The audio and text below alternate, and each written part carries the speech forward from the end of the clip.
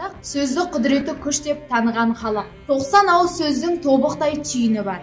Сөз тапқанға қолқа жоқ. Тау мен тасты жел бұзар, адамзатты сөз бұзар деген мақалдардан біз сөздің құдіретті күш екенін және оған үлкен бір жауапкершілікпен қарап, сөздің төркін түйінін түсінетін түйсіктің қажет екенін байқауымызға болады. Осы сөзімнің дәлелі ретінде пікірталас, яғни дебат ойын ойнайтын жастарды атап өткім келеді. Себебі дебат ойындары сөзді қиыннан қиыстыратын тіл жүректерінің өнер жарысы. Себебі орынды жерде өз ойын дөп басып жеткізе алатын адам қай заманда болмасын өз ортасының айнасы іспетті. Өйткені тыңдаушыны өз сөзіне иландыру мақсатында еркін, көркем, әдеби сөздің тек жауһарларымен сөйлейді.